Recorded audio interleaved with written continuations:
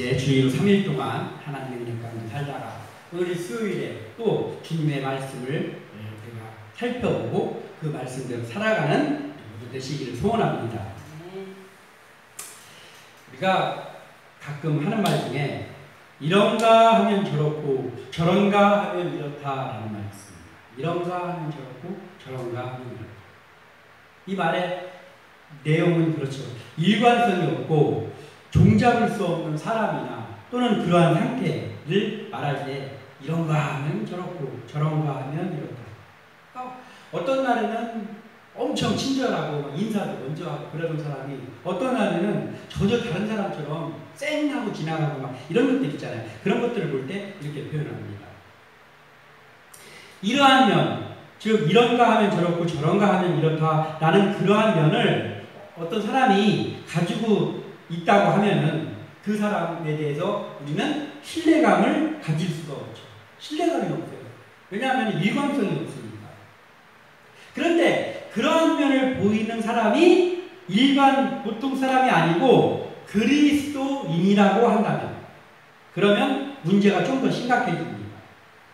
왜냐하면 세상 사람들이 그런 거를 가지고 있으면 나 저 사람은 그냥 성격이 저렇구나 하고 말겠지만은 그렇게 사람들에게 비춰지는 사람이 그리스도인이다 라고 한다면 더 나가서 어떤 사역을 감당하는 사람들이다 라고 한다면 문제가 심각해집니다. 왜냐하면 복음을 전파하는 데에 걸림돌이 되기 때문입니다. 그래서 그리스도인의 모습은 일관성이 있어야 되고 또 일치성이 있어야 됩니다. 그러니까 변함이 없어야 돼요. 일관성이라는 것은 어떤 태도나 방법이 처음부터 끝까지 한결같은 거죠. 그러니까 변하지 않는 거예요. 늘 한결같은 거. 이 일관성이죠. 그리스도인의 모습 속에 일관성이 있어야 됩니다. 그리고 일치성이라는 것은 어떤 두 가지가 내용이 있는데 서로 그 두 가지가 배치가 된다든지 어긋나다든지 하지 않고 잘 맞아떨어지는 것. 그게 일치성이죠. 그래서 한결같은 태도와 겉과 속이 일치하는 모습이 있을 때 그리스도인에게 그런 모습이 있을 때 복음을 잘 전파할 수 있고 그리고 주님의 제자로서의 역할을 감당하며 살아갈 수 있습니다. 이런 것들 우리가 생각하면서 오늘 말씀을 보고 우리가 그러한 주의 일꾼들 되시기를 소원합니다. 먼저 우리가 생각해 봐야 될 것은 드러나는 겉면을 꾸미는 모습은 그러니까 겉으로 보이는 것만 꾸미는 모습은 주님을 기쁘시게 하지 못한다라는 거예요. 그러니까 겉모습의 모든 것들을 치장하고 그리고 겉모습이 좋아 보이는 것에 우리의 어떤 것들을 사용한다면 그게 주님의 기쁨이 되지는 못한다. 오늘 본문은 드러나는 내용으로만 보면은 성경에 많은 그 난해한 면들이 있는데 이 구절을 읽을 때마다 조금 난해하다라는 말씀 중에 하나입니다. 왜 난해하냐 하면 예수님께서 이제 그 무화과나무가 있는 그 동네에 그 제자들과 함께 오시다가 마침 배가 고프신 거예요. 시장에 하셨습니다. 그래서 그 무화과나무에게 가서 무화과를 좀 얻어서 그 무화과로 시장길을 달리려고 하는 그러한 내용이잖아요. 근데 그런 내용인데 오늘 본문에는 그냥 잎만 무성한 무화과나무를 발견하고 거기서 예수님께서 열매를 얻지 못했다라는 내용이에요. 그런데 이 똑같은 사건이 마태복음에 있는 이 사건이 마가복음에 있습니다. 누가복음과 요한복음에는 없지만 마가복음에 이 똑같은 내용이 있어요. 근데 그 마가복음에서는 마가복음 11장 13절 하반절에 이렇게 표현하고 있어요. 이는 무화과의 때가 아님이라. 이렇게 되어 있거든요. 무화과의 때가 아니에요. 그러니까 뭐냐면 이런 거예요. 예수님께서 좀 배가 고프셔가지고 무화과 나무가 있으니까 그 무화과 나무에 가셔서 무화과가 있나 살펴보셨는데 그 무화과를 거기서 얻지 못했어요. 무화과가 없는 거예요, 열매가. 그런데 무화과가 날 철이 아니라는 거예요. 무화과가 날 철이 아니라서 무화과 열매가 없는 건데 예수님께서는 그 무화과 나무를 저주하셨잖아요. 그러니까 약간 난해한 내용입니다. 왜 예수님께서 그렇게 하셨을까? 이게 어떻게 보면은 약간 일반적인 그런 상황은 아니잖아요. 무화과가 날 철이 아니기 때문에 무화과가 없었는데 예수님이 그 무화과를 저주까지 하셔서 바로 무화과가 말랐습니다. 그래서 이게 참 뭔가 애매하고 난해한 면이 있는데 이스라엘의 상황을 잘 살펴보면 그 이스라엘에서는 포도나무와 더불어서 무화과라는 것이 굉장히 중요한 과일입니다. 포도나무다 하면은 뭔가 이스라엘을 상징하는 그러한 나무죠. 근데 무화과도 그렇다고요. 무화과 나무는 이스라엘을 상징하는 나무입니다. 이스라엘 백성들을 상징하는 그러한 나무입니다. 근데 이 이스라엘 지방에 있는 무화과 나무는 1년에 2차례 또는 어떤 지역의 그 온도의 차이에 따라서 어떤 지역에는 3차례, 1년에 2차례에서 3차례를 열매를 얻을 수가 있다 합니다. 그래서 저도 어렸을 때 제가 살던 그 장항에 무화과 나무가 좀 많이 있었어요. 그래서 무화과를 많이 따먹은 그러한 경험이 있는데 무화과가 상당히 달고 맛있죠. 잘 익은 무화과는 정말 꿀처럼 답니다. 이게 무화과인데 이 이스라엘의 무화과가 1년에 2번 내지는 3번 열매를 맺게 되는데 근데 지금은 열매가 맺을 철이 아니었던 거예요. 예수님이 이때 가셨을 때. 그런데 제가 어렸을 때를 살펴보면 무화과가 완전히 익어서 맛있는 그때 제일 맛있지만 일단은 이파리가 무성해지면 무화과나무가 이파리가 무성해지면은 이제 무화과 열매가 나오기 시작합니다. 그래서 무화과가 완전히 익을 철이 아니라고 해도 무화과가 파란색이지만 무화과가 열려요.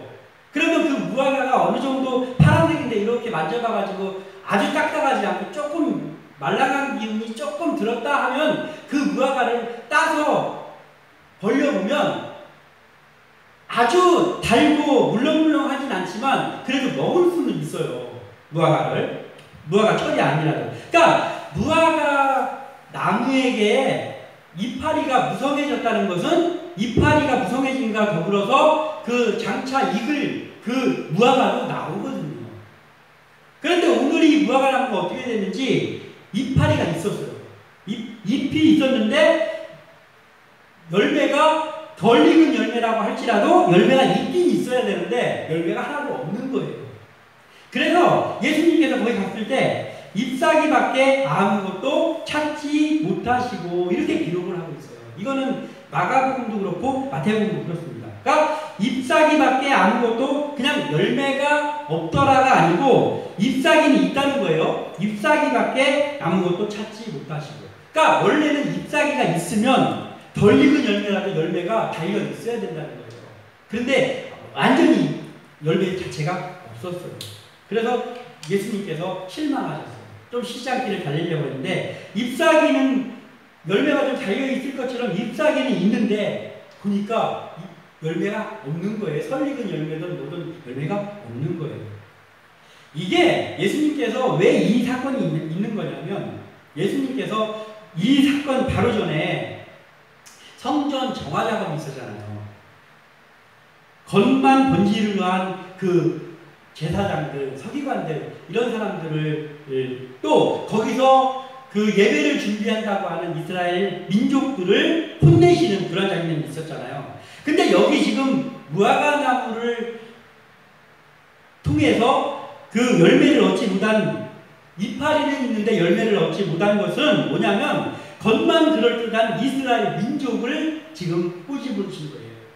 그러니까 마치 이스라엘 이때의 민족들이 특히나 지도자들이 잎사귀가 푸르스름하게 나있고 무성하고 뭔가 가면 얻을 것 같은 그럴싸한 모습을 갖추고는 있는데 열매가 없는 모습이었잖아요. 이걸 지금 말씀하시는 거예요.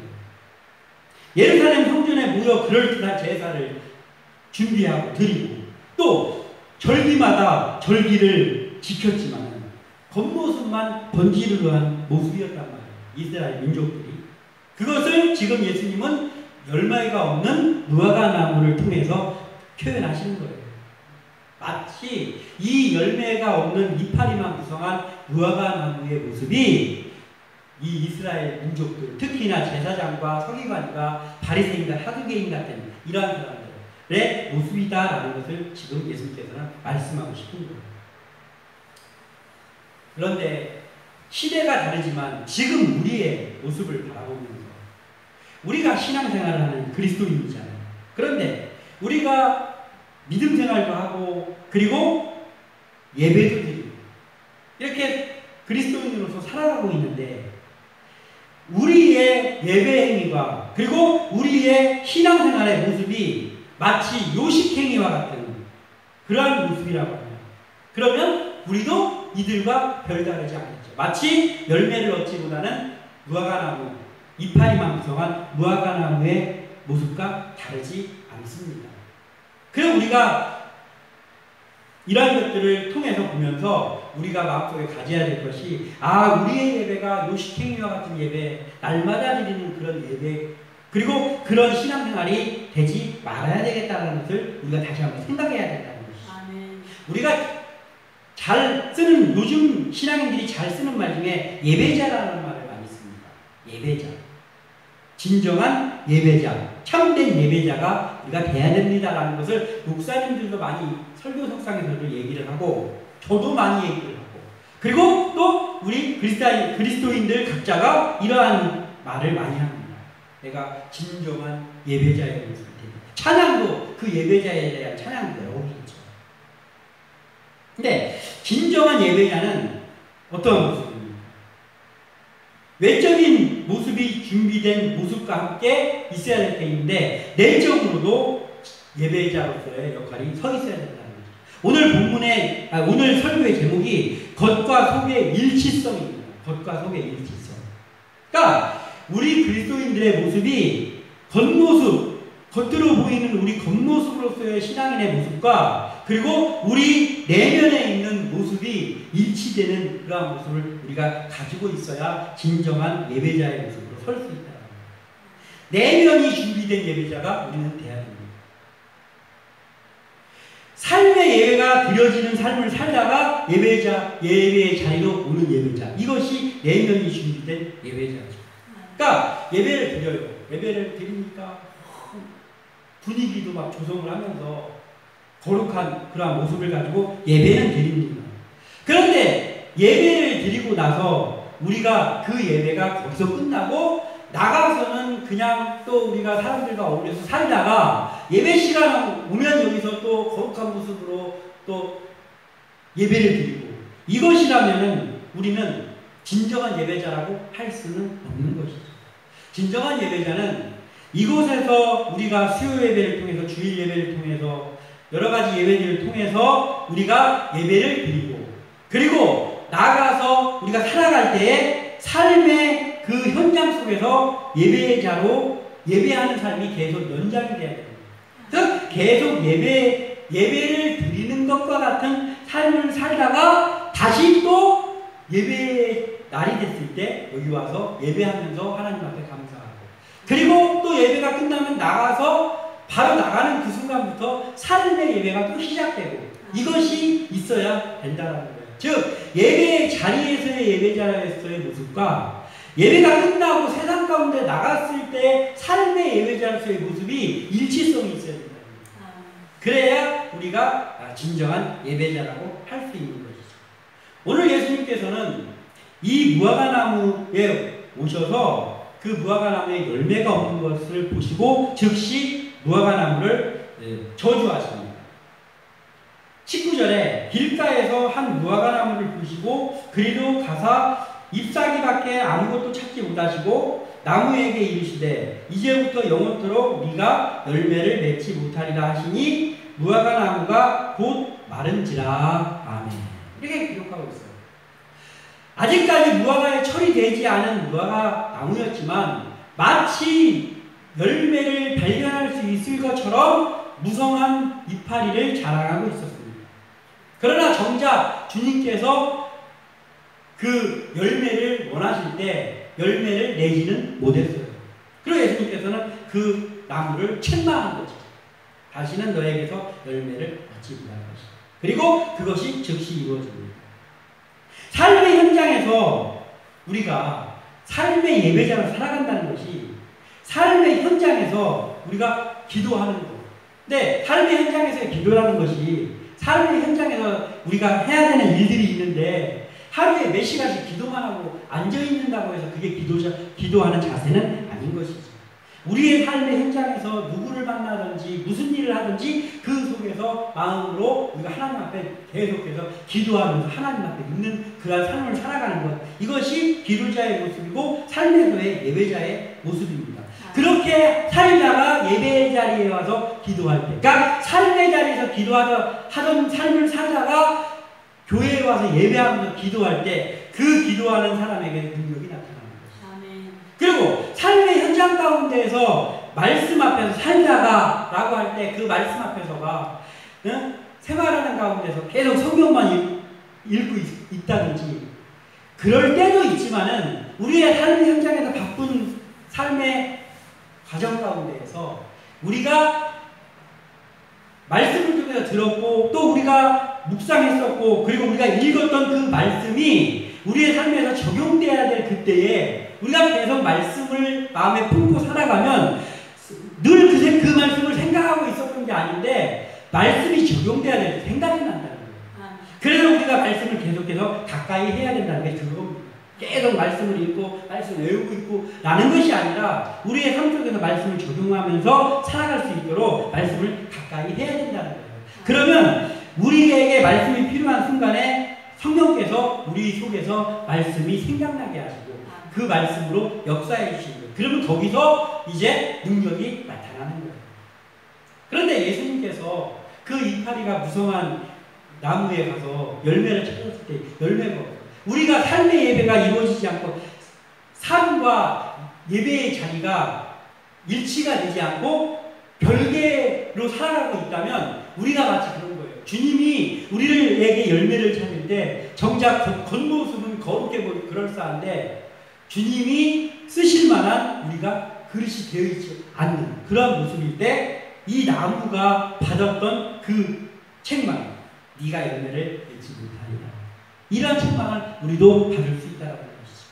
그래서 우리는 언제든지 예수님께서 우리를 바라보시면 쓰실 수 있고 그리고 우리를 바라보시면서 기뻐할 수 있는 겉만 가꾸는 겉만 이파리가 무성한 그런 무화과나무와 같은 모습이 아니라 우리의 속이 이곳에서 예배하는 그 예배를 하고 나가서 삶에서 보이지 않는 곳에서의 삶이 예배가 되고 그 삶에서 기도가 이루어지고 말씀을 묵상하는 것이 이루어지면서 우리가 언제 예수님께서 우리에게 열매를 찾으시더라도 우리에게서 열매를 찾을 수 있는 예수님께서 그래서 기뻐할 수 있는 그러한 삶을 살아가기를 소원합니다.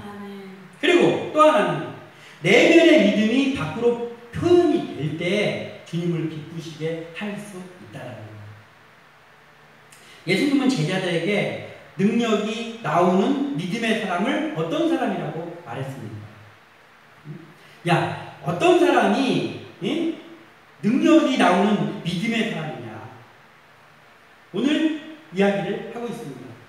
21절에 예수께서 대답하여 이르시되 내가 진실로 너에게 이르노니 만일 너희가 믿음이 있고 의심하지 아니하면 이거예요.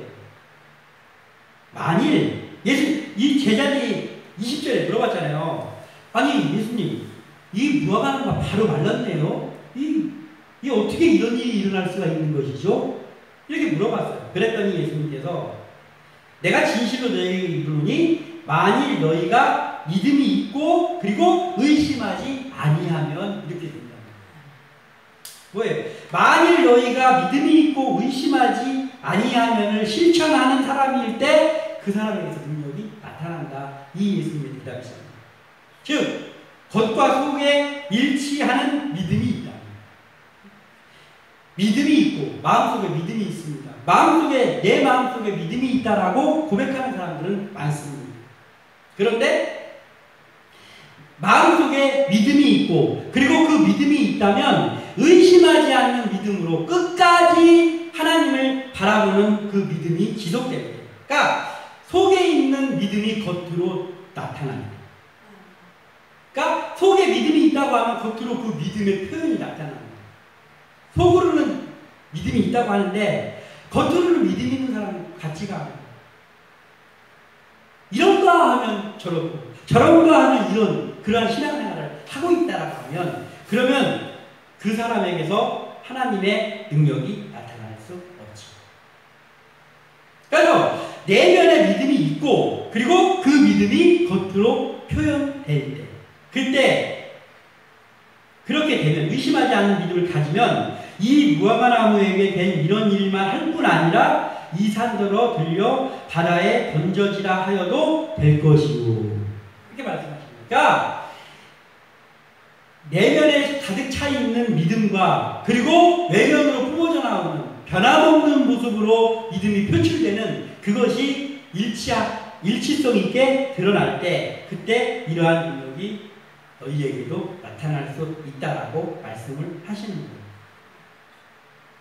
근데 우리가 믿음이 있고 의심하지 아니하면이 아니라 만약에 믿음이 있고 믿음이 있다고 하는 거예요. 믿음이 있다고 하는데 의심하면 뭔가 믿어지지가 않아. 믿음은 있다고 주여 아멘 하는데 정작 삶에서 하나님의 말씀대로만 가면 안 될 것 같아요.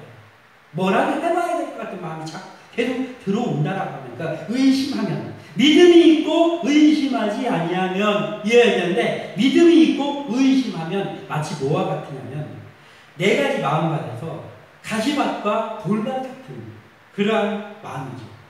그러니까 말씀도 받아들이고 믿음을 받아들입니다. 가시밭도 그랬고 돌밭도 그랬죠. 그런데 세상의 어떤 풍파와 세상을 바라볼 때 그때 의심이 일어나가지고 결국은 거기서 무너지는 거예요. 우리의 신앙생활도 이렇게 될 수 있잖아요. 충분히. 그러면 어떻게 되냐면 결국은 거기서는 열매를 맺지 못했죠. 돌짝밭과 가시밭은 열매를 맺지 못했습니다. 오늘 무화과나무와 똑같은 거죠. 그래서 믿음이 있고 우리가 의심을 하면 되면 우리가 실패할 수밖에 없기 때문에 우리에게 있어야 되는 건 믿음이 있고 의심하지 아니하면 바꿔 말하면 내면에 믿음이 있고 의심하지 아니하면 삶으로 믿음을 표현하면 이것이 일치돼서 우리에게서 나타나면 그때 우리에게서도 능력이 나타난다. 우리가 지난주에도 제가 계속해서 이야기를 했지만은 우리에게서 능력이 나타나는 것이 아니라 정확히 말하면 우리가 그러한 믿음으로 서 있을 때 우리에게 하나님의 능력이 입혀지는 거예요. 하나님의 능력이 입혀져서 우리에게서 그 능력이 나타나는 거예요. 하나님의 능력이 우리에게서 나타나는 거예요. 이것이 우리에게 있어야 될 모습이다. 자, 예수님의 능력은 어디서 나옵니까? 예수님의 능력은 우리가 성경을 보니까 예수님의 능력이 어디서 나오더라? 그 나오는 출처가 확실합니다. 예수님의 능력이 어디서 나오지? 마가복음 9장 29절에 이르시되 기도 외에 다른 것으로는 이런 종류가 나갈 수 없느니라 하시니라. 아멘. 이 내용이 뭐냐면 그 귀신 들린 아이를 가진 아버지가 고침받기 위해서 왔는데 제자들이 못 고쳤어요. 그랬는데 예수님이 오시니까 예수님께서 그 아이를 고쳐주십니다. 귀신을 내어 쫓아 주십니다. 그때 제자들이 아니 우리도 예수님처럼 기도도 하고 다 했는데 예수님이 하시던 거 다 했는데 그런데 안 되던데 왜 우리는 안 됐는데 예수님 된 거죠? 물어봤을 때 그들이 다 해봤겠지만 예수님과 같은 말씀을 의지하는 기도가 그들에게 없었단 말이에요. 제자들이. 그래서 예수님께서 그 제자들에게 기도 외에 기도 말고는 이런 능력이 나가는 법이 없다라고 말씀하셨고 그리고 예수님도 항상 그 기도를 가지고 귀신도 쫓으시고 병도 고쳐주셨습니다. 예수님은 항상 그 일을 할 때 딱 두 가지를 했어요. 기도를 하셨고 그리고 또 하나는 말씀. 이미 예언되어 있는 말씀으로 선포를 하셨고 이것에서 예수님의 능력이 나왔습니다. 그렇다면 그리스도인인 우리에게서 주님은 어떻게 능력이 되십니까? 그러니까 우리에게서 어떻게 주님의 능력이 나갑니다. 이것도 마찬가지예요. 마가복음 21장 22절 오늘 본문의 마지막 절이에요. 너희가 기도할 때에 무엇이든지 믿고 구하는 것은 받으리라 하십니다. 역시 예수님의 능력도 기도로만 나간다. 기도 외에는 이런 종류가 나갈 수 없다고 그랬죠. 그런데 예수님도 그렇지만 그 예수님으로 인한 능력이 우리에게서 나갈 때도 뭐예요? 기도할 때 이것이 된다고 해요. 기도할 때. 그러니까 우리에게 나타나야 될 것은 오직 기도가, 말씀을 의지한 기도가 있어야 된다는 것이죠. 우리의 마음이 하나님의 말씀만 믿고 그 믿는 마음을 기도로 표현할 때 주님의 기쁨이 되고, 그리고 우리에게서도 주님의 역사가 나타나고, 그 주님의 역사가 우리를 통해서 나타나는 것을 받고 말하는 거예요. 우리에게서 열매가 맺혀져. 이게 되는 것이죠. 오늘 이 말씀을 나누었으니 우리가 예배 자리에서 예배하는 것은 그리스도인은 다 하잖아요.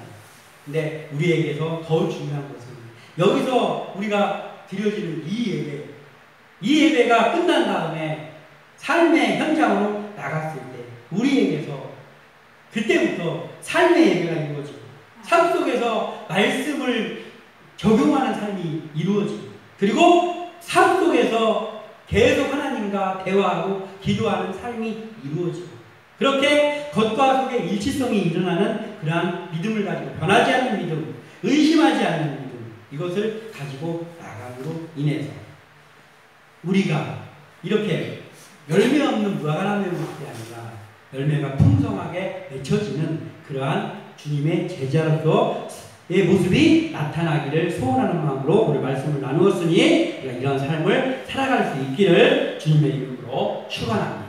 기도합니다.